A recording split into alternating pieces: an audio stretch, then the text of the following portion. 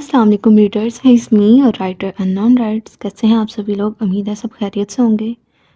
First of all آپ سب سے معذرت کہ میں روز ایپیسوڈ اپلوڈ نہیں کر سکتی کیونکہ میں اسٹڈی کرتی ہوں. بس اسی میں یونیورسٹی وغیرہ میں پریزنٹیشن اور یہ چیزیں کوئز، دماغ ویسے ہی بڑا کھپا ہوتا ہے، اس لیے نا روز ایپیسوڈ کرنا بالکل بھی پاسبل نہیں ہے. امید ہے آپ سب لوگ کمپرومائز کریں گے. تو اسٹارٹ کرتے ہیں آج کی ایپیسوڈ نمبر 19. مسکان نے ایک نظر سامنے بیٹھے اسلان کی جانب دیکھا. ہری آنکھیں خود پر جمی دیکھ کر وہ نظریں جھکا گئیں. ایک بار پھر اپنی نازک انگلیوں کو مروڑنے لگی. مسکان. اسلان کی گمبھیر آواز پر اس نے سر اٹھا کر دیکھا. اسلان بغور اس کا جائزہ لے رہا تھا، جس کے چہرے پر اضطرابی کیفیت واضح تھی. Are you confused? اسلان نے اس کی پیشانی پر پسینے کی ننھی بوندیں چمکتے دیکھ ہلکی مسکراہٹ سے دریافت کرنے لگا. To be honest a little bit. مسکان نے پریشانی سے کہتے اپنے لب چبائے. اس کی حرکت پر اسلان کے دل کی بیٹ مس ہوئی. اوپر سے پریشان سی حالت میں وہ ہرے دیو کی پری اتنی خوبصورت لگ رہی تھی. ریلیکس مسکان، آپ نے بس امپورٹنٹ پوائنٹس نوٹ کرنے ہیں. دراصل پی اے کی میں لیو اپروو کر چکا تھا اور اچانک سے ہی یہ میٹنگ آ گئی. اینڈ آئی تھوٹ آپ بہتر طریقے سے یہ کام ہینڈل کریں گی. اسلان نے اسے حوصلہ دینا چاہا. سر یہی تو پرابلم ہے. اگر میں آپ کی امیدوں پر پورا نہ اتر سکی، اتنی امپورٹنٹ میٹنگ ہے، اگر مجھ سے کچھ گڑبڑ ہو گئی. مسکان آنکھوں میں بلا کی پریشانی لیے اسلان سے مخاطب ہوئی. ویسے اس مسکان عالم کو آپ کہاں چھوڑ کر آئی ہیں جو کانفیڈنٹ سی فرسٹ ڈے مجھ سے ملی تھی؟ اسلان نے جانچتی نظروں سے اسے دیکھا تو مسکان کھسیانی ہو کر مسکرا دی. ابھی اسلان کچھ کہتا جب مطلوبہ لوگ اندر داخل ہوئے. اسلان کے کھڑے ہونے پر وہ بھی کھڑی ہوئی. اسلان پروفیشنل انداز میں کھڑا ہوتا ہاتھ ملائے کرسی پر بیٹھا. اس کے بیٹھتے ساتھ ہی مسکان بھی بیٹھ چکی تھی. میٹنگ شروع ہو چکی تھی. دونوں پارٹیز ایک دوسرے کو اپنے پوائنٹ سمجھا رہی تھیں. اسلان کے اشارہ کرنے پر مسکان بولی اور پوائنٹس بتانے لگی، پر اچانک اسے زوردار کھانسی کا دورہ پڑا. وہ بے اختیار کھانسنے لگی. اور اس طرح سائٹ پر کنسٹرکشنز کے لیے را مٹیریل XYZ کمپنی کا ہوگا. اسلان نے نامحسوس انداز میں پانی کا گلاس مسکان کی جانب کھسکسایا اور جہاں سے مسکان نے بولنا بند کیا تھا وہاں سے بولنا شروع ہو گیا. اسلان کے گلاس بڑھانے کی دیر تھی. مسکان نے گلاس پکڑا اور گھونٹ گھونٹ پانی پینے لگی. اسلان مسکان کے ہاتھوں ٹیب لیتا باقی کی ڈیٹیلز دینے لگا. آج زبان کو کچھ ہو رہا ہے، سوری. پانی پیتی مسکان نے ایک نظر اسلان کی جانب دیکھا جو مکمل طور پر سامنے بیٹھی پارٹی کی جانب متوجہ تھا. اپنی نم ہوتی آنکھیں وہ ٹیشو سے صاف کیے گلاس سامنے پڑے ٹیبل پر رکھ گئی. باقی کے رہتے تمام پوائنٹس خود اسلان نے بولے تھے. ڈیل ڈن ہو چکی تھی. مقابل بیٹھی پارٹی اٹھ کر جا چکی تھی. تھینکس سر. مسکان تہے دل سے اسلان کی شکر گزار تھی. اسلان نے مسکان کی جانب دیکھا جو تشکر امیز نگاہوں سے اسے ہی دیکھ رہی تھی، پھر دھیمے سے مسکرا دیا. چلے آیا آپ کو یہاں کا فیمس ربڑی فالودہ کھلاتا ہوں. اسلان کہتے ساتھ کرسی سے کھڑا ہوا. نہیں اٹس اوکے سر، میں بس اب گھر جاؤں گی. مسکان کھڑی ہوتی سرد سے انکار کرنے لگی. آئی نو آپ ایک بیزی پرسن ہیں، گھر جا کر بھی آپ نے اسٹڈی کرنی ہوتی ہے، بٹ کچھ ٹائم نکال لیں آج. گھر میں آپ کو ڈراپ کر دوں گا، اور آپ نے تو ریفریشمنٹ میں بھی نہیں لی تھی. اسلان اس کو آنے کا کہتا اپنی سحر انگیز ہری آنکھوں پر گوگلز چڑھا گیا. اس کے بولنے پر مسکان اب کی بار نفی نہ کر سکی. ویسے کیسی جا رہی ہے آپ کی اسٹڈی؟ اسلان کیفے سے باہر نکلتا ہوا بولا. الحمدللہ بیسٹ. مسکان نے جواب دیا. پھر اسی طرح وہ اسے اس کی اسٹڈی اور فیوچر گولز کے مطابق دریافت کرنے لگا. شبری نے ٹرک چیک پوسٹ کے قریب روکا. سلام صاحب، پولیس والوں کو دیکھ، وہ بولا اور ٹرک سے نیچے اتر آیا. اس کے ساتھ بیٹھا شخص بھی اب اس کے ساتھ ہی نیچے اتر آیا. پولیس والوں کی دریافت کرنے پر اس نے اپنا NIC اور ڈرائیونگ لائسنس وغیرہ دکھایا. کیا لے کر جا رہے ہو؟ پولیس آفیسر نے شبری کی کالی سرمے سے لبریز آنکھیں دیکھتے کہا. صاحب جی، تازہ سیب ہیں. شبری اپنی اصلی گلابی اردو میں گویا ہوا. ذرا سامان کی چیکنگ کرو، دیکھو تو صحیح کون سے تازہ سیب لاہور کی حدود سے باہر جا رہے ہیں. पुलिस ऑफिसर ने कांस्टेबल को हुक्म दिया। वो इसकी बात सुनकर सर हिलाता ट्रक में रखी गई पेटियों की जानिब बढ़ा। शबरी के साथ खड़े शख्स ने मतफिक्र निगाहों से शबरी की जानिब देखा, पर शबरी उसकी जानिब मतवज्जा ना था। कांस्टेबल, जो पहले सेब की पेटी को उलट पुलट करके देखता यकदम ही पेटी खोले, सेब निकाले, चेकिंग करने लगा। शबरी के पीछे खड़ा शख्स और ज़्यादा घबराया, पर शबरी का चेहरा अब भी पुरसुकून था। सेब ही हैं सर। 5-7 पेटियों को खोले, चेक करने के बाद वो पुलिस ऑफिसर की जानिब देखते हुए बोला, तुम लोग जा सकते हो। वो पुलिस ऑफिसर शबरी पर अपनी नज़रें गाड़ते बोला, साहब जी, शनाख्ती कार्ड दे दो। शबरी ने अपने तेल लगे बालों में हाथ फेरते पुलिस ऑफिसर से आईडी कार्ड इस्तफार किया। पुलिस ने एक नज़र उसकी जानिब देखा और गुस्से से कार्ड उसकी जानिब बढ़ा गया। अच्छा साहब जी, खुदा हाफिज़, रब रखा। शबरी ट्रक के अंदर जाता ट्रक के दरवाजे के साथ तकरीबन लटकते हुए ऊंची आवाज़ से हाँक लगाने लगा। उधर लैपटॉप पर सारा मंजिर देख शबरी की इस हरकत पर शेर की हंसी निकल गई। वो लग ही मुज़हिका खेस लग रहा था। अजीब पागल है, शेर कहकहा लगाता हुआ बोला, पर अगले ही लम्हे उसे करोड़ों के मार की फिक्र सताने लगी। अगर माल सेब की पेटियों में ना था तो फिर इतना मार आखिर गया कहाँ? शबरी ने ट्रक में बैठते साथ गाना प्ले किया और वॉल्यूम फुल कर दिया। अच्छा सॉन्ग आप लोग खुद ही पढ़िएगा। मोटरवे पर दूर दूर तक गाने की आवाज़ गूंजने लगी। साथ बैठा शख्स अपना सर पीटने को था। सर, किस पागल पर नज़र रखने के लिए कहा है? वो हल्की आवाज़ में बड़बड़ाता शेर से मुखातिब हुआ। बकवास मत कर, उससे पूछ माल किधर है। शेर की चंखाड़ती आवाज़ एयर पीस से टकराई तो वो शबरी की जानी में तवज्जो हुआ, जो मस्त हुआ सर हिलाए गाना गाने में मसरूफ था। गाने की इन सत्रों की देर थी। शबरी साहब ड्राइविंग सब कुछ भूल भाग कर मस्त हो चुके थे। वो मुकम्मल सर दाएं बाएं हिलाता, आंखें बंद किए स्टीयरिंग से हाथ खड़े कर गया। वो अब आंखें बंद किए हाथ सर के ऊपर ले जाता, हाथों के साथ साथ सर को हिलाए गाने कम चीखने लगा। साथ बैठा शख्स जो पहले ही सही सलामत मेन हब पर पहुंचने के लिए दुआगो था, शबरी की हरकत पर सामने मौत को देख उसके सारे सांस खुश्क हो गए।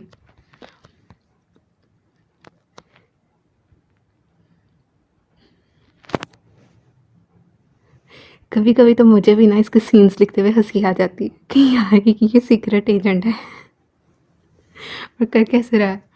खैर, सॉरी फॉर डिस्टर्बेंस। स्टार्ट करते हैं, कंटिन्यू करते हैं। ओए ओए पागल, आंखें खोल, खुद तो मरेगा मुझे भी मारेगा। उस शख्स का चीखने पर शबरी जल्दी से आंखें खोलता, एक बार फिर स्टीयरिंग पर अपने हाथ जमा गया। साथ बैठे शख्स की जान में जान आई, पर उसका सर अब भी हिल रहा था, गोया गर्दन में कोई स्प्रिंग फिट कर दिया गया हो। माल किधर है शबरी? वो शख्स सख्ती से इस्तफार करने लगा। शबरी ने गोया ऐसे महसूस करवाया जैसे उसने कुछ सुना ही ना हो। वो शख्स हाथ बढ़ाता गाना बंद कर गया। मैंने पूछा माल कहाँ है? सारा वक्त मैं तेरे साथ रहा हूँ, तूने माल पेटियों में रखा था पर वहाँ नहीं है, किधर गया माल? वो शख्स अब गुस्से से गोया हुआ। तू मेरा बॉस नहीं है, शेर साहब को बताऊंगा। शबरी मुकम्मल एटीट्यूड से कहता, फिर ड्राइविंग करने लगा। ज़्यादा शियाना हो रहा है। वो शख्स गुस्से से खोल ही तो गया था, कल का आया लड़का किस तरह उसको बातें सुना गया था। शबरी ने इस बार जवाब देने की जहमत ही ना की। फिर कुछ देर के बाद ट्रक मतलूबा पते पर जाकर पहुंचा। ट्रक फार्म हाउस के तवील राहदारी से होता हुआ अंदरूनी हिस्से में पहुंचा। शबरी ट्रक से उतरा। शेर पहले ही उसका मुंतजिर था। सलाम साहब। शबरी अदब का मुजाहिरा करता अपने असली अंदाज में बोला। माल। शेर संजीदा अंदाज में बोला। शबरी ने ट्रक की जानिब इशारा किया। शेर के इशारे पर कुछ लोग ट्रक की जानिब बढ़ते सेब की पेटियां देखने लगे। सर, यहाँ बस सेब ही हैं। उनमें से एक लड़का शेर के गुस्से का सोचकर ही डरते हुए बोला।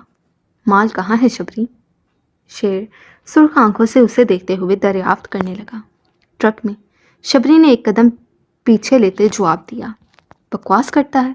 शेर ने एकदम उसकी जानिब लपकना चाहा। जब उसका इरादा भांपता, फुर्ती से ट्रक से 3 से 4 सेब निकाले मुकम्मल कुव्वत से ज़मीन पर फेंक गया। सेब के गिरते साथ ही سیب گرتے ساتھ ہی اوپر سے کھلے اور ہر سیب سے 3 سفید پاؤڈر کی چھوٹی پوڑیاں نکلیں۔ شیر کے ساتھ ساتھ باقی سب بھی حیران ہوئے۔ سیب اندر سے خالی تھے۔ شیر کے اشارے پر وہ لوگ سیب کی پیٹیاں نکالنے لگے۔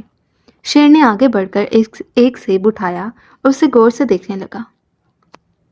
سیب کا اوپری حصہ کاٹ کر اسے اندر سے خالی کیا گیا تھا، پھر اس میں ڈرگس رکھ کر سیب کے اوپری حصے کو وائٹ سیمنٹ سے جوڑنے کے بعد اس قدر کمال کا پینٹ کیا گیا تھا کہ غور سے دیکھنے کے بعد بھی کہیں سے نہیں لگ رہا تھا کہ سیب کاٹا گیا ہے۔ شیر حقیقت میں شبری سے امپریس ہوا۔ اس نے بھی وہی عمل دہرایا اور سیب نیچے پھینک دیا۔ سیب زمین کے ساتھ ٹکراتا ہی کھلا اور 3 پوڑیاں برآمد ہوئیں۔ داد دینی پڑے گی ویسے تمہاری سوچ کو، شیر ایک ملازم کو اشارہ کرتا باقی کے پیسے منگواتا شبری کے حوالے کیے گویا ہوا۔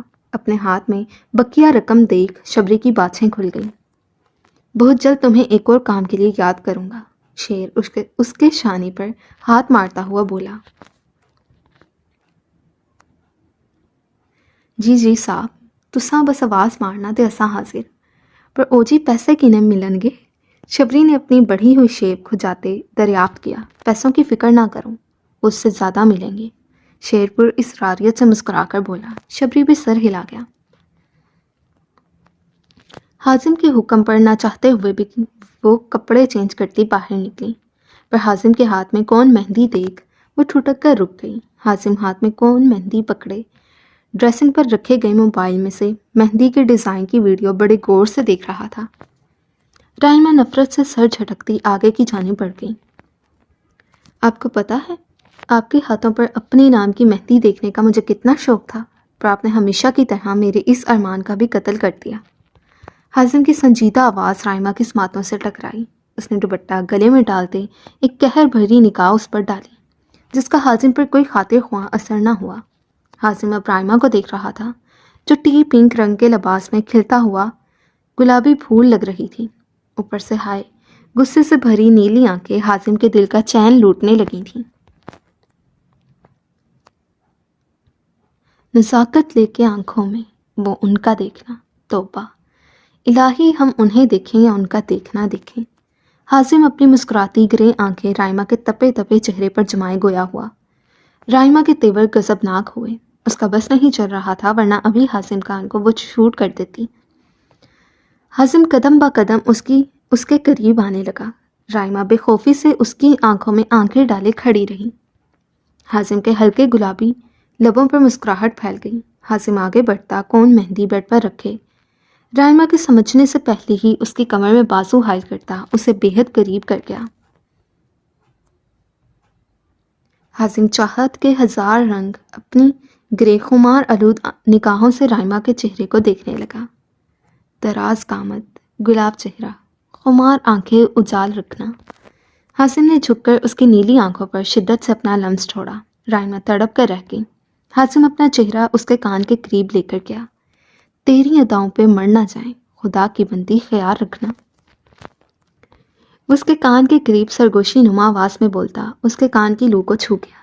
رائمہ کی مزاحمت پہلے سے زیادہ بڑھ گئی۔ حازم اپنا اختیار کھوتا اس کے چہرے پر چھپ چکا تھا۔ رائمہ اس کے سینے پر اپنے نازک ہاتھوں سے وار کرنے لگی۔ حازم نے اس کے دونوں ہاتھ اپنی گرفت میں لیے اور پشت سے لگا گیا، اپنی تشنہ روح کو سیراب کرنے لگا۔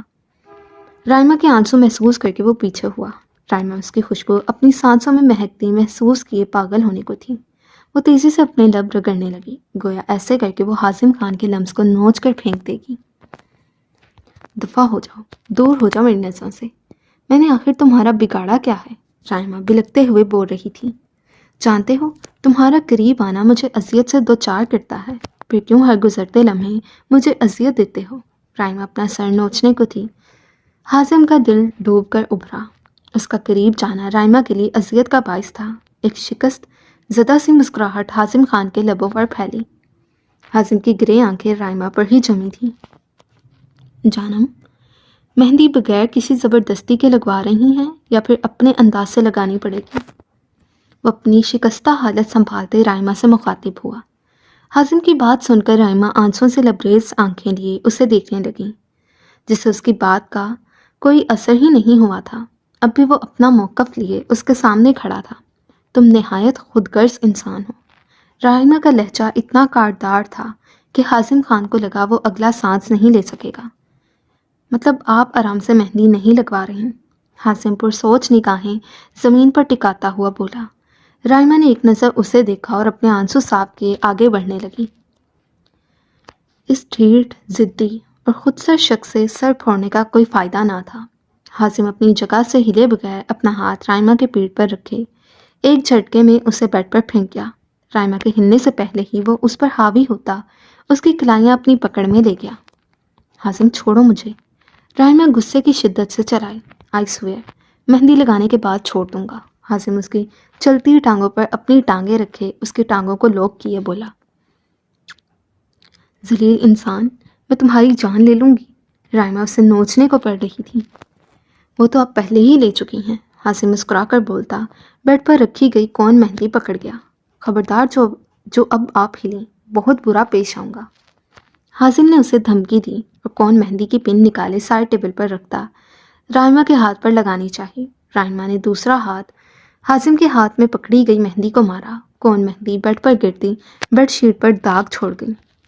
حازم نے پسم کھٹ دینے والی نظروں سے رائمہ کو دیکھا جو سرخ چہرہ لیے اسے ہی دیکھ رہی تھی۔ حازم کچھ بھی بولے بغیر اس کے گلے سے دوپٹہ اتار کر اس کا ایک ہاتھ بیڈ سے باندھ گیا۔ منظر کچھ یوں تھا، رائمہ کی دونوں ٹانگیں حازم کی بھاری ٹانگوں تلے دبی تھیں، جبکہ ایک ہاتھ بیڈ کے ساتھ بندھا تھا، دوسرا حازم خان کی سخت گرفت میں تھا۔ حازم بیڈ پر گری مہندی اٹھاتا اس کے ہاتھ پر لگانے لگا۔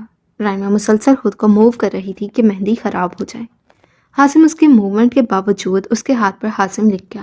اب اپنے نام کے آگے دل بنائے رائمہ لکھ رہا تھا۔ فائنلی اپنے نام کے ساتھ اس کا نام لکھنے کے بعد وہ اپنی جیت پر مسکرا کر گویا ہوا۔ رائمہ کی انگلیاں اب بھی حازم کی سخت گرفت میں تھیں۔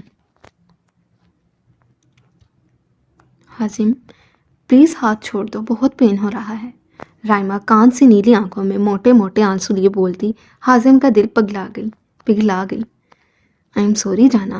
حازم فوراً فکر مند ہوتا، اس کا ہاتھ چھوڑے اس کی پیشانی پر اپنے لب رکھ گیا۔ اس کے ہاتھ چھوڑنے کی دیر تھی، رائمہ نے ہاتھ کی مٹھی بند کر دی۔ حازم اس کی پیشانی پر لمس چھوڑے دور ہوا تو رائمہ کو طنز سے مسکراتا دیکھ اس نے اس کی مٹھی پر نظر ڈالی۔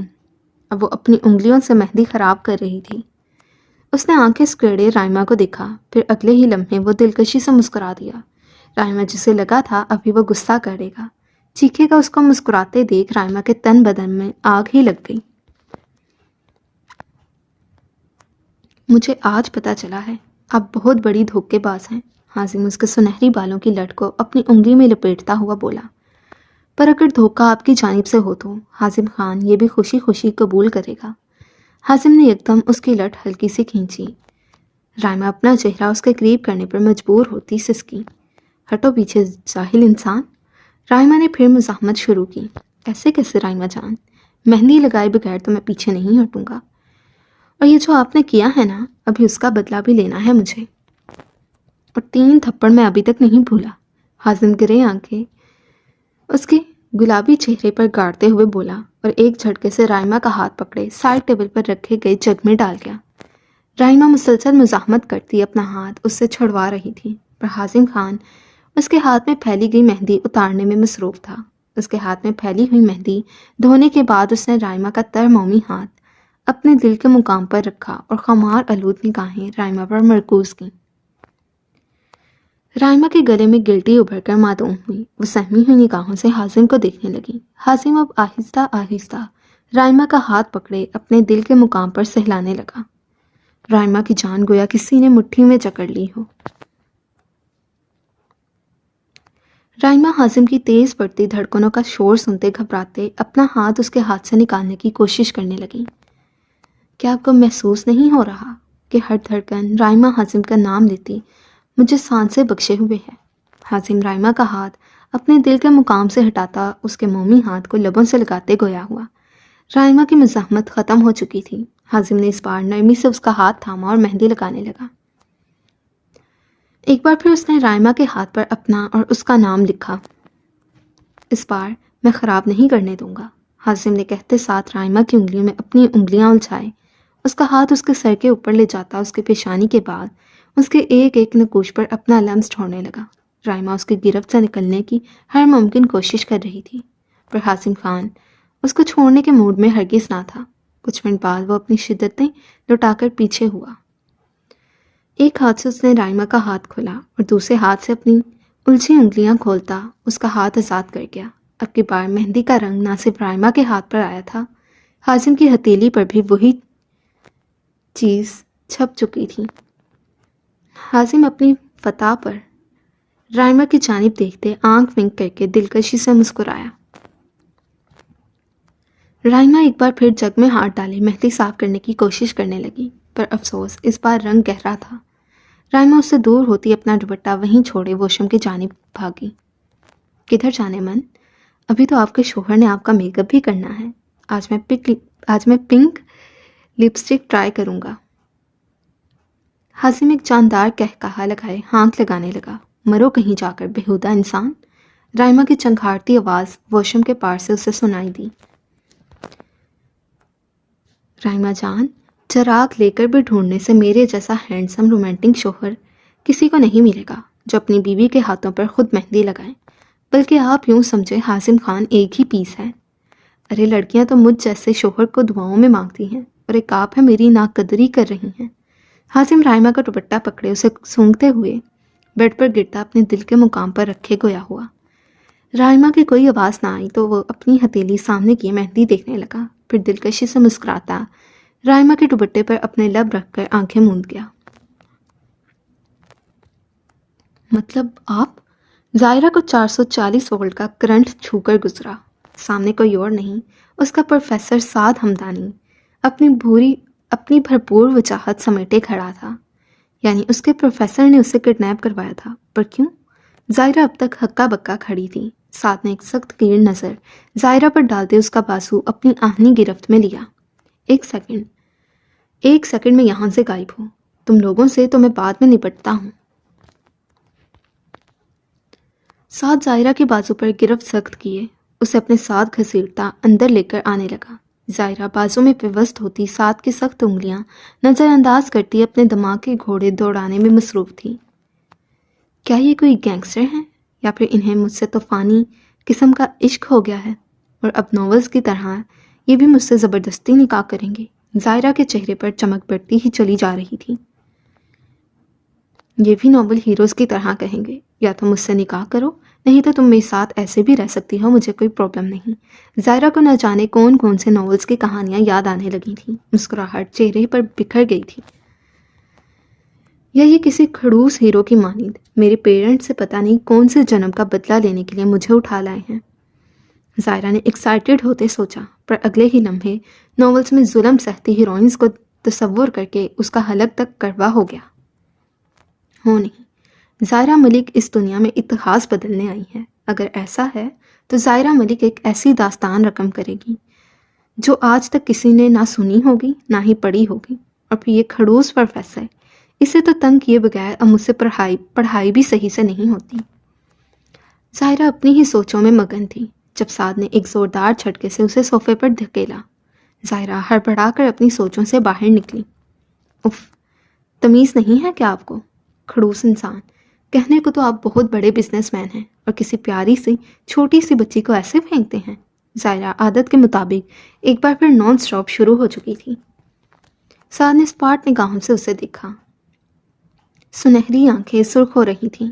اس نے اپنی بیلٹ سے گن نکالی اور ظاہرہ کے سامنے پڑی چھوٹی سی ٹیبل پر رکھی۔ ظاہرہ نے پہلے کھڑوس کو دیکھا، پھر ایک نظر گن پر ڈالی، پھر ناسمجھی سے نظر اٹھا کر سعد کی جانب دیکھا۔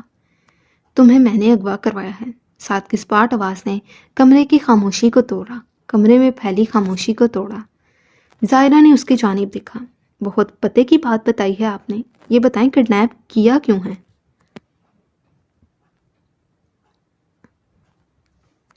ظاہرہ ابھی کچھ اور کہتی کہ سعد کی شعلہ اگلتی نگاہیں دیکھ ایک پل کو تو وہ بھی کانپ کر رہ گئی۔ وجہ کچھ دیر بعد نکاح کے بعد بتاؤں گا، فی الحال خود کو تیار کر لو، 10 منٹ میں نکاح ہے۔ کیا؟ ظاہرہ ایک جھٹکے سے صوفے سے کھڑی ہوتی چیخی۔ چیخ ضرور نکلی تھی پر غم و حیرت سے نہیں، خوشی سے نکلی تھی۔ کس کا نکاح؟ دوبارہ بولیے گا؟ زائرہ چمکتے چہرے کے ساتھ ساتھ سے استفار کرنے لگی۔ سعد نے اسے عجیب نظروں سے دیکھا۔ اسے لگا زائرہ ملک کا دماغ چل گیا ہے، پر وہ یہ نہیں جانتا تھا آج کے بعد سے تو اس کا دماغ کھسک جانا تھا۔ 10 منٹ بعد تمہارا مجھ سے نکاح ہے، سعد نے اب کی بار مکمل جملہ دہرایا۔ او مائی گاڈ! خوشی کے مارے زائرہ سے بولنا مشکل ہو رہا تھا۔ میں بتا نہیں سکتی آپ نے مجھے کتنی بڑی خوشخبری دی ہے۔ زائرہ ایک جمپ لگاتی سنیکر سمیت ہی صوفے پر کھڑی ہوئی۔ سعد اس کی حرکت پر منہ کھولے اسے دیکھنے لگا۔ میں آپ کو بتا نہیں سکتی، مجھے اتنا شوق تھا کڈنیپ ہو کر نکاح کرنے کا۔ زائرہ بچوں کی طرح صوفے پر اچھلتی اپنی خوشی کا اظہار کر رہی تھی اور سعد حیرانی اور پریشانی سے اسے دیکھ رہا تھا۔ نوول ہیروئنز جیسی فیلنگز آ رہی ہیں۔ زائرہ ایک جھٹکے سے اپنا بیگ اتارے ہاتھ میں پکڑے گھماتی ہوئی سامنے پھینک گئی۔ سعد نے بر وقت چھکتے ہوئے خود کو اڑتے ہوئے بیگ سے بچایا۔ بیگ سیدھا بیڈ پر جا کر گرا۔ سعد اس کے ریئیکشن پر شعلہ برساتی سنہری آنکھوں سے اسے دیکھنے لگا۔ اسے معلوم تو تھا زائرہ ملک پاگل ہے، پر اس قدر پاگل ہوگی وہ نہیں جانتا تھا۔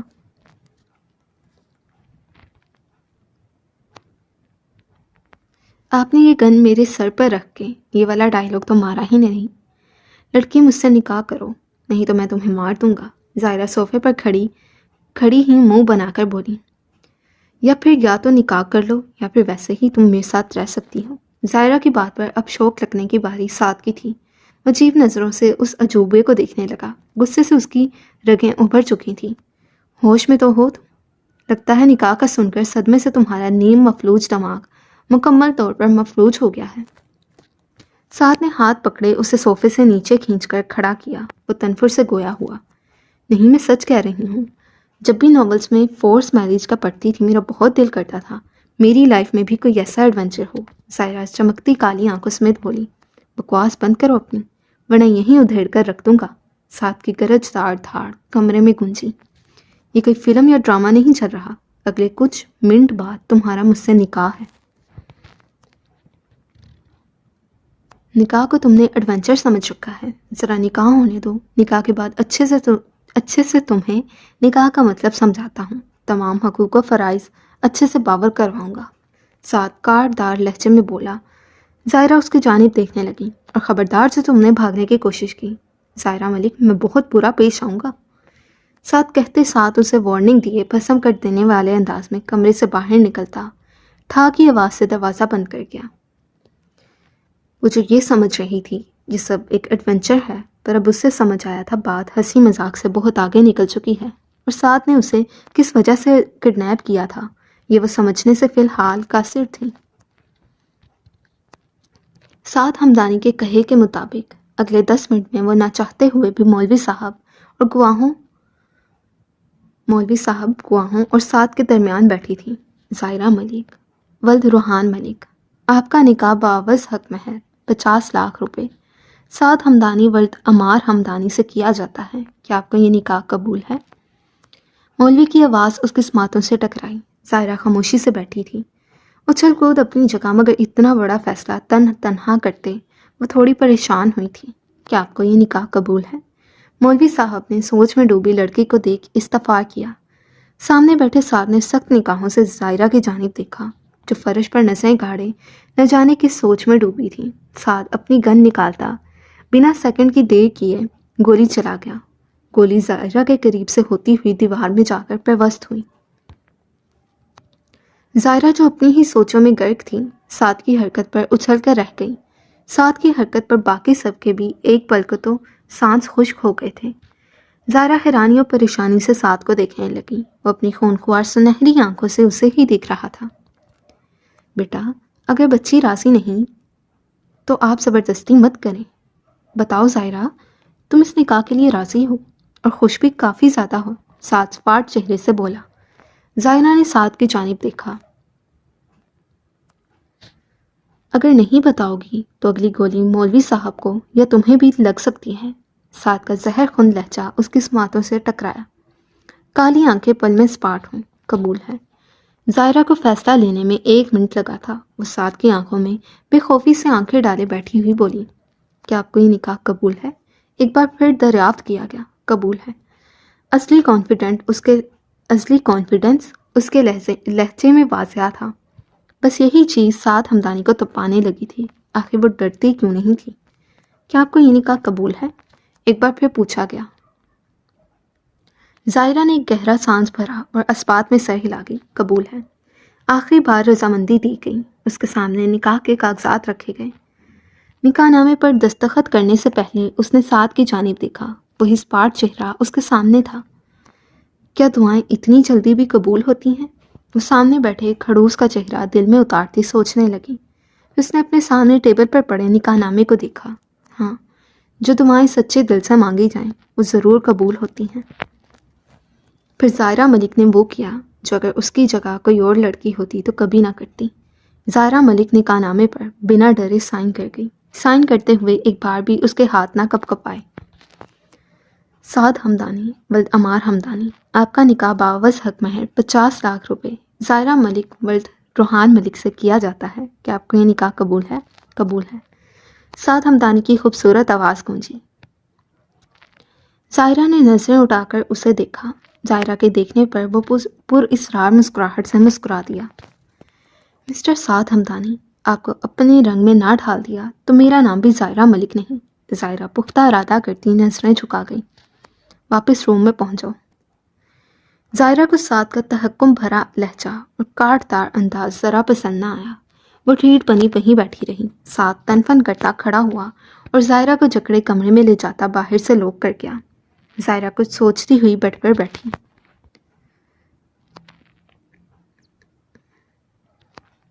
اریان کی گاڑی گراج میں داخل ہوتے دیکھ زویا بے چینی سے اس کی جانب بڑھی۔ اریان بیٹا کہاں تھے؟ کب سے کال کر رہی ہوں، اور ظاہرہ کہاں ہے؟ زویا نے اس کے پیچھے گاڑی کی جانب منتظر نگاہوں سے دیکھتے ہوئے کہا۔ امپورٹنٹ میٹنگ میں تھا موم، خیریت؟ اور یہ ظاہرہ میرے ساتھ کیوں ہونے لگی؟ اریان نہ سمجھی سے بولا۔ ہاں، وہ ڈرائیور بتا رہا تھا گاڑی خراب ہو گئی تھی تو اس نے ظاہرہ کو کال کر کے تمہیں بلانے کو کہا تھا۔ کیا وہ تمہارے ساتھ نہیں آئی؟ زویا نے بے چینی سے استفسار کیا۔ نو موم، میں تو سیدھا آفس سے آ رہا ہوں۔ اریان نفی میں سر ہلائے بولا۔ مجھے تو اس کی کوئی کال بھی نہیں آئی۔ اریان بھی اب حقیقت میں پریشان ہو چکا تھا۔ کیا مطلب کال نہیں آئی؟ تو پھر کہاں ہے وہ؟ بیٹا 5 سے اوپر ٹائم ہو رہا ہے۔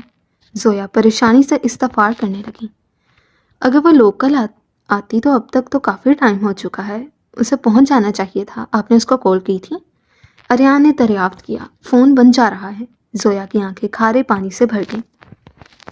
ریلیکس موم، کیا پتہ اپنی فرینڈ کے گھر ہو یا پھر یونی میں ہی نہ بیٹھی ہو۔ اریان نے زویا کو تسلی دینی چاہی، پر حقیقت میں تو وہ خود بھی پریشان ہو چکا تھا۔ ابھی تو وہ لوگ اشال کے دھچکے سے ہی نہ سنبھلے تھے کہ اب یہاں ظاہرہ کا بھی کوئی پتہ نہ تھا۔ تم روحان کو کال کرو، ان سے کہو جہاں بھی ہیں جلدی گھر پہنچیں۔ زویا نم آنکھوں سے بولی۔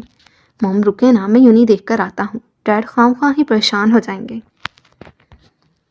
اریان زویا کو سمجھاتا الٹے قدموں گاڑی میں جا کر بیٹھا اور گاڑی ملک ولا سے بھگا لے گیا۔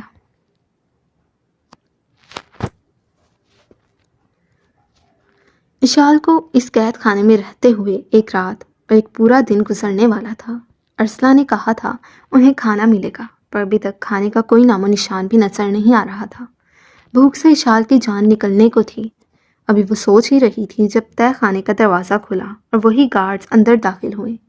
ایک آدمی ڈسپوزیبل پلیٹس پھینکنے کے انداز میں لڑکیوں کے سامنے رکھنے لگا، جبکہ دوسرا ایک بالٹی سے پانی نما دال ان میں ڈالنے لگا۔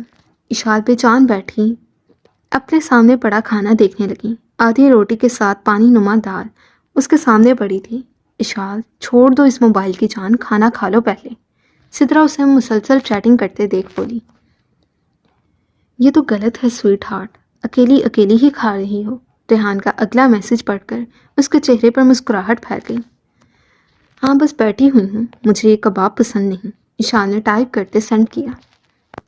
تو میرے پاس آ جاؤ نہ جانے من، جو کہو گی وہ اپنی سویٹ ہارٹ کے سامنے حاضر کر دوں گا۔ اشال کے گلے میں آنسوں کا گولا اٹک گیا، آنکھیں آنسوں سے بھر گئیں۔ سدرا نے اشال کے ہاتھ سے ایک دم موبائل کھینچا اور بند کرتے پٹکنے والے انداز میں ڈائننگ ٹیبل پر رکھ پٹکا۔ اشال غصے سے اس کی جانب دیکھنے لگی۔ کھانا کھاؤ۔ سدرا اسے گھور کر بولی، مجھے نہیں کھانا۔ آپ کو پتا ہے میں یہ نہیں کھاتی، پھر بھی آپ نے یہ بنا لیا ہے۔ اشال بدتمیزی کے سارے ریکارڈ توڑتی ہوئی بولی، تو میں نے اپنی بیٹی کے لیے بریانی بنائی ہے نا؟ سدرا اسے غصے میں دیکھ سامنے پڑی ڈش اٹھا کر پیار سے بولی، نہیں، بہت شکریہ آپ کا، مجھے کچھ بھی نہیں کھانا۔ اشال ایک جھٹکے سے کرسی گھسیٹتے کھڑی ہوئی اور جھپٹنے والے انداز سے اپنا موبائل پکڑا۔ ایٹ لیسٹ آپ کھانا پکانے سے پہلے ایک بار مجھ سے پوچھ تو لیتی میرا کیا کھانے کو دل کر رہا ہے۔ اشال نہایت بدتمیزی کا مظاہرہ کرنے لگی۔ اب بتاؤ کیا کھانا ہے، میں بنا دیتی ہوں۔ سدرا نے کھڑے ہوتے ہوئے اسے پیار سے سمجھانا چاہا۔ نہیں، مجھے اب کچھ بھی نہیں کھانا۔ اشال غصے سے کرسی آگے دھکیلے اپنے کمرے کی جانب بڑھ گئی۔ اشال کی آنکھوں سے ٹپ ٹپ آنسو بہنے لگے۔ ایک شخص کے پیچھے اس نے اپنے ماں باپ کا کتنا دل دکھایا تھا۔ وہ سر پکڑے پھوٹ پھوٹ کر رونے لگی۔ ابھی وہ کمرے میں آئی ہی تھی کہ فون رنگ ہونے لگا۔ ریحان چوہدری کا نمبر دیکھے اس نے کال ریسیو کی اور ریحان سے خوش کپیوں میں مصروف ہو گئی۔ دروازے کے نوک ہونے پر اشال نے کال بند کیے دروازے کی جانب دیکھا۔ سدرا ہاتھ میں کولڈ ڈرنک کے ساتھ ساتھ اس کے پسندیدہ برگر کا پیکٹ پکڑے اندر داخل ہوئی۔ میں نے کہا نا مجھے کچھ نہیں کھانا، وہ ایک بار پھر بدتمیزی سے بولی۔ ریحان سے بات کرنے کا جنون اس پر اس قدر حاوی تھا کہ وہ کھانا پینا تک بھول چکی تھی۔ سدرا بنا کچھ بولے آگے بڑھی اور ٹیبل پر پیکٹ رکھے خود اشال کے قریب صوفے پر بیٹھی۔ وہ پیکٹ سے برگر نکالے اشال کے منہ کی جانب بڑھا گئی۔ چلو منہ کھولو، شاباش، منہ آج خود اپنی بیٹی کو کھلائیں گی۔ سدرا مسکرا کر نرمی سے بولی۔ اشال نے اپنا منہ دوسری سائڈ پر کیا۔ اچھا، آئی ایم سوری، کل بتا کر کالج جانا کہ کیا کھاؤ گے، پھر میں وہی بناؤں گی۔ سدرا اس کے لبوں کے قریب برگر لے جاتے بولی۔ اشال نے سدرا کی جانب دیکھا پھر منہ کھول گئی۔ موم پلیز نکال لیں ادھر سے، پلیز کہیں سے آ جائیں۔ اشال پلیٹ بڑے کھسکاتے ہوئے بولی۔ اشال پلیز یہ کھا لو ورنہ یہ لوگ مارتے ہیں، نہ ہمیں مرنے دیتے ہیں نہ ہی خود مارتے ہیں۔ ارسلہ کی بات پر اس نے آنسوں سے لبریز نگاہوں سے اس کی جانب دیکھا، پھر گھٹنوں میں سر دیے سسکنے لگی۔ کچھ دیر بعد ہی تہہ خانے کا دروازہ کھلا اور ایک بار پھر گارڈز اندر داخل ہوئے۔ دروازہ کھلنے پر ارسلہ نے ایک ہاتھ مارے کھانا گرایا۔ وہ نہیں چاہتی تھی اشال ان کے عتاب کا نشانہ بنے۔ وہ نازک جان کبھی بھی اتنا ظلم نہیں سہ سکتی تھی۔ کس نے کی ہے یہ حرکت؟ گارڈ کی نظر جیسے ہی زمین پر گرے کھانے پر گئی وہ دھاڑ اٹھا۔ اشال نے ارسلہ کا بازو دبوچا اور خوفزدہ نگاہوں سے گارڈ کو دیکھنے لگی۔ مجھ سے گرا ہے۔ ارسلہ اشال کے ہاتھ کو خود سے دور ہٹاتے ہوئے بولی۔ گالی، تیری جان کو سکون نہیں ہے؟ وہ گارڈ تیش کے عالم میں ارسلہ کی جانب بڑھتا اس کے منہ پر تھپڑ جڑ گیا۔ کہا ہوا نا کہ ہر کوئی اپنا کھانا کھائے گا، پھر تیری اتنی ہمت کہ بات ماننے سے انکار کرے۔ وہ گارڈ ارسلہ کے سوجے گال پر ایک بار پھر تھپڑ برسا رہا تھا۔ اشال خوفزدہ سی ہوتی دیوار میں گھسنے کو تھی۔ کھا گالی، اب تو ہی کھائے گی۔ وہ دھاڑتا ارسلہ کے بال جکڑے اس کا منہ زمین پر گرے کھانے پر جھکا گیا۔ اشال نے منہ پر ہاتھ رکھ کے ہچکیاں دبانے کی کوشش کی۔ پورا وجود رونے کی شدت سے ہچکولے کھا رہا تھا۔ کھول منہ، کھا اسے ورنہ زبان کاٹ دوں گا۔ ارسلہ اب بھی جھکی زمین پر گری دال کو دیکھتی آنکھیں بند کر گئی۔ گارڈ نے ایک زوردار ٹانگ اس کے پیٹ میں ماری۔ وہ بری طرح سسک اٹھی۔ منہ کھول، کھا اسے۔ گارڈ بری طرح اس کے بالوں سے ارسلہ کو جھنجھوڑتا ہوا بولا۔ ارسلہ نے اپنا منہ کھولا اور زبان سے زمین پر گرے کھانے کو کھانے لگی۔ تو شفاف موتی ٹوٹ کر فرش پر گرے کھانے میں ہی کہیں گم ہوتے چلے گئے۔ ابھی وہ اور کچھ کہتا جب دروازہ کھلا اور ایک اور گارڈ اندر داخل ہوا۔ اسے چھوڑ، شیر سر نے حکم دیا ہے نئی لڑکی کو لے کر آ، پر ہاتھ لگائے بغیر۔ وہ تنبیہ کرتا باہر جا چکا تھا۔ گارڈ اب ارسلہ کو چھوڑے بلکتی ہوئی عشا کی جانب متوجہ ہوا۔ چل اٹھ، سر بلا رہے ہیں، اس نے سختی سے کہا۔ اشال نے نفی میں سر ہلاتے جانے سے انکار کیا۔ سمجھ نہیں آ رہا، اٹھ۔ وہ دھاڑا۔ میں نہیں جاؤں گی، اشال نفی میں سر ہلاتی ہوئی بولی۔ کیوں اپنی موت اور میری موت کو دعوت دے رہی ہے؟ چل اٹھ، میرے ساتھ چل، گارڈ نے ایک بار پھر کہا، ہاتھ لگا کر تو وہ اسے لے جانے سے رہا تھا۔ اشال نفی میں سر ہلاتی ارسلہ کے قریب ہوتی اس کے بازوں میں سر دیے سسکنے لگی۔ گارڈ بھناتا باہر کی جانب بڑھا۔ اشال، کیا تمہارا فرسٹ ٹائم ہے؟ ارسلہ نے پریشانی سے دریافت کیا۔ اشال چند سیکنڈ تو اس کی بات کا مطلب سمجھتی رہی۔ جب مطلب سمجھ آیا تو اس بات میں سر ہلائے پھوٹ پھوٹ کر روتی۔ یا اللہ خیر۔ ارسلہ کو شدت سے اشال کی فکر لاحق ہونے لگی۔ وہ آج تک خود تو شیر کے ہاتھ نہیں لگی تھی، پر جو لڑکیاں شیر کے استعمال میں آئی تھیں ان کی حالت دیکھ وہ اتنی مضبوط ہو کر بھی کانپ جاتی تھی۔ جس قدر وحشی پن وہ لڑکیوں کے جسم پر دکھاتا تھا، کئی لڑکیاں تو کچھ گھنٹوں بعد ہی ایک اذیت ناک موت کو گلے لگا لیتی تھیں۔ ابھی اشال اس کے بازو میں چھپی رونے میں مصروف تھی جب تہ خانے کا دروازہ کھلا اور شیر بھسم کر دینے والے انداز میں داخل ہوا۔ اب کی بار باقی لڑکیوں کے ساتھ ساتھ ارسلہ بھی خوفزدہ ہوئی تھی۔ اشال نے سختی سے ارسلہ کو تھاما، پورا وجود کپ کپانے لگا۔ میں نے کہا تھا پھر کیوں نہیں آئی؟ شیر دھاڑتا ہوا اشال کے جانب لپکا۔ اشال نے ارسلہ کے پیچھے چھپنا شروع کیا۔ نہیں، پلیز پلیز ریحان چھوڑ دو، پلیز چھوڑ دو، اشال خوف سے چیختے ہوئے بولی۔ چھوڑ دوں گا بیبی، چھوڑ دوں گا، پر اپنا مطلب نکلنے کے بعد۔ شیر نے کہتے ساتھ اشال کو اپنی جانب کھینچا اور ایک جھٹکے سے اسے اپنے کاندھے پر داد کر تہ خانے سے باہر کی جانب بڑھ گیا۔ پلیز ریحان چھوڑ دو، میں نے کچھ نہیں کیا۔ اشال مسلسل روتی کانپتی اس کی منتیں کر رہی تھی۔ ریحان اسے بیڈ روم میں راتا بیڈ پر پٹک گیا۔ شش، آواز نہیں آئی، شیر نے پاگلوں کی طرح اس کے لبوں پر ہاتھ رکھتے کہا۔ اشال کانپتی ہچکیاں بھرنے لگی۔ پلیز نہیں، نہیں۔ ابھی وہ کچھ کہتی جب شیر جارحانہ انداز میں اس کے لبوں پر چھپ گیا۔ وہ دھیرے دھیرے اپنا لمس چھوڑتا گردن پر آ چکا تھا۔ اشال اس کی گرفت میں بری طرح مچل رہی تھی۔ اچانک ہی زور سے دروازہ نوک ہونے پر وہ جھلا کر تھوڑا سا سیدھا ہوا۔ کیا مصیبت ہے؟ کون سی موت پڑ گئی ہے؟ شیر کی دھاڑ پورے کمرے میں گونجی۔ آج تو وہ موبائل بھی آف کر چکا تھا، تو پھر اب کیا آفت آن پڑی تھی؟ اشال نے پٹ سے اپنی آنکھیں کھولیں۔ سوری سر، پر بہرام سر کی کال ہے، وہ کہہ رہے ہیں فوراً ان کے پاس پہنچے۔ آپ کے فون آف ہونے پر وہ بہت غصے میں ہیں۔ آ رہا ہوں، شیر نے کہتے ساتھ اسے رفو چکر کیا اور اشال کی جانب متوجہ ہوا۔ ویسے بہت اچھی قسمت ہے، دوسری بار شیر کے ہاتھوں سے بچ گئی ہوں۔ شیر کھڑا ہوتا اپنی شرٹ کے کھلے بٹن بند کرتے گویا ہوا۔ اب اس نے اشال کی نازک کمر میں ہاتھ ڈالے اسے بٹھایا، جس کی رو رو کر آنکھیں سرخ ہو چکی تھیں۔ پر یہ سمجھنے کی غلطی ہرگز مت کرنا کہ تیسری بار بھی تم شیر کے ہاتھ سے بچ جاؤ گے۔ شیر اس کے گال پر شدت سے کاٹتا گویا ہوا، یہ جانے بغیر کہ وقت کو کچھ اور ہی منظور ہے۔ تکلیف سے اشال تڑپ کر رہ گئی، پر صد شکر تھا اس کی عزت ایک بار پھر خدا نے داغدار ہونے سے بچا لی تھی۔ شیر گارڈ کو اشال کو ایک بار پھر تہ خانے میں لے جانے کا اشارہ کرتا خود باہر کی جانب بڑھ گیا۔ روحان، خدا را میری بچی کو ڈھونڈے، میرے دل کو کچھ ہو رہا ہے، کہاں چلی گئی وہ؟ زویا روحان کی شانے سے سر ٹکائے روتے ہوئے بولی۔ زویا بیبی، اریان گیا ہے نا اس کی فرینڈ سے پردہ کرنے، اور سی سی ٹی وی فوٹیج میں بھی تو وہ یونی سے نکل چکی ہے، کسی فرینڈ کے گھر نہ گئی ہو۔ روحان زویا کا چہرہ اپنے ہاتھوں کے پیالے میں بھرتا ہوا اس کے آنسو صاف کیے گویا ہوا۔ نہیں نا، مجھے پتا ہے وہ کسی کے ساتھ نہیں جاتی۔ زویا اب بھی اپنی بات پر باضد تھی۔ یار ایسے رو کر اپنی آنکھیں نہ سویل کرو، میں اپنی بیٹی کو بہت اچھے سے جانتا ہوں، وہ اپنی حفاظت کرنا جانتی ہے۔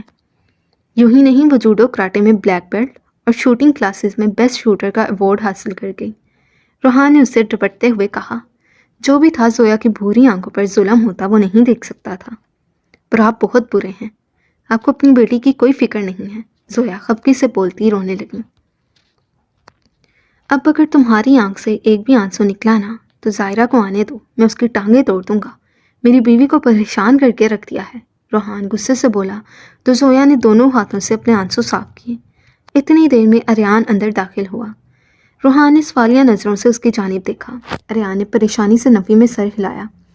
ابھی وہ کچھ کہتا جب روحان کا فون رنگ ہوا، اس نے کال اٹھائی۔ ہیلو، جی کون؟ روحان کسی کو بولتے نہ پا کر گویا ہوا۔ روحان ملک، مقابل کی خوبصورت آواز اس کی سماعتوں سے ٹکرائی۔ جی آپ کون؟ روحان نے کشادہ پیشانی پر تیوری چڑھائے استفار کیا۔ جب مقابل کا کہا گونجا، روحان نے فون کان سے ہٹائے سامنے کیا۔ ڈیڈ، سپیکر پر ڈالیں۔ اریان کی بات سنے وہ فون سپیکر پر لگا گیا۔ روحان ملک، بتاتے ہیں سب کچھ بتاتے ہیں۔ عمار حمدانی۔ مقابل کی بات پر زویا اور ریحان دونوں ہی چونکتے ایک دوسرے کی جانب دیکھنے لگے۔ اریان نے ناسمجھی سے اپنے والدین کو دیکھا۔ کچھ یاد آیا؟ چلو میں یاد کرواتا ہوں۔ ایک شخص تھا جس کا نام تھا عمار حمدانی، MN شاہ نواز حمدانی کا بیٹا، جس کی شادی ایک لڑکی سے ہو رہی تھی، پر روحان ملک اس لڑکی کا پکا عاشق نکلا، جس نے عین شادی والے دن عمار حمدانی کو اریسٹ کروایا اور خود اس لڑکی سے نکاح کر لیا۔ زویا نے حیرت سے فون کو پھر روحان کو دیکھا۔ آخر یہ کون تھا جو گڑھے مردے اکھاڑ رہا تھا؟ کون ہو تم؟ روحان سرخ چہرہ لیے گھرایا۔ نہیں یاد آیا؟ میں ہوں نا، میں یاد کرواتا ہوں، سب کچھ یاد کرواؤں گا۔ پھر یوں ہوا کہ روحان ملک شادی کر کے اپنی زندگی میں مگن ہو گیا۔ زندگی کی رنگینیوں میں کھو کر وہ یہ بات تو بھول ہی گیا کہ ایک 5 سالہ بچہ اپنے باپ کے سائے سے محروم ہو گیا ہے۔ وہ 5 سالہ لڑکا دن رات اپنے باپ کے سائے کے لیے بلکتا۔ اسکول میں جب دوسروں کو اپنے باپ کے ساتھ دیکھتا تو وہ رو رو کر دعا گو ہوتا کہ اس کا باپ کہیں سے واپس آ جائے۔ ہو کون تم؟ روحان حیرت سے بولا۔ زویا اور اریان دم سادھے سن رہے تھے۔ ارے سنو تو صحیح، پوری کہانی تو سنو۔ مقابل کے سکون میں کوئی فرق نہ پڑا۔ پھر وہ بچہ دن رات اپنی ماں کو روتے بلکتے دیکھتا۔ ایک دن وہ بچہ 7 سال کا ہوا۔ آج بھی وہ اسی انتظار میں تھا کہ اس کا باپ اس کی سالگرہ منانے آئے گا۔ آخر جیل سے اس کے باپ نے وعدہ جو کیا تھا کہ اس بار وہ اپنے پرنس کی سالگرہ پر ضرور آئے گا، اور اب کی بار عمار حمدانی کا پرنس موم اور گرینڈ پیرنٹس کے ساتھ ساتھ اپنے ڈیڈ کو بھی اپنی سالگرہ میں پائے گا۔ پھر پتہ ہے کیا ہوا؟ اس کا باپ آ گیا۔ اپنے وعدے کے مطابق اس بچے کا باپ اپنے بیٹے کی سالگرہ میں آ گیا، مگر اپنے پیروں پر چڑھ کر نہیں، دوسرے لوگوں کے کندھوں پر سہارا لیے۔ مقابل کا اذیت سے بھرپور قہقہہ گونجا۔ اس بچے کے گرینڈ فادر نے روحان ملک سے کئی بار التجا کی کہ وہ اس کے ڈیڈ کو جیل سے باہر نکال دے، لیکن روحان ملک اپنی دنیا میں مگن تھا۔ دیکھو تم جو بھی ہو میں نہیں جانتا، پر حمدانی انکل نے مجھے ایسا کچھ نہیں کہا تھا۔ روحان اپنے اوپر لگے الزام پر تڑپ کر بولا۔ اور shut up, just shut up, تم اب مکر نہیں سکتے۔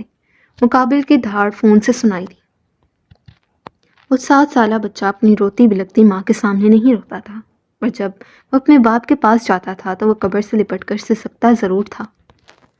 پھر ایک دن اس بچے کو صبر آ گیا۔ اس نے خود سے ایک وعدہ کیا، اور جانتے ہو وہ وعدہ کیا تھا؟ روحان کو لگا جیسے مقابل مسکرایا ہو۔ وہ وعدہ یہ تھا کہ تاریخ ایک بار پھر خود کو دہرائے گی۔ اس بار ایک بیٹا نہیں، ایک باپ تڑپے گا۔ اور دیکھو تاریخ دہرائی جا رہی ہے۔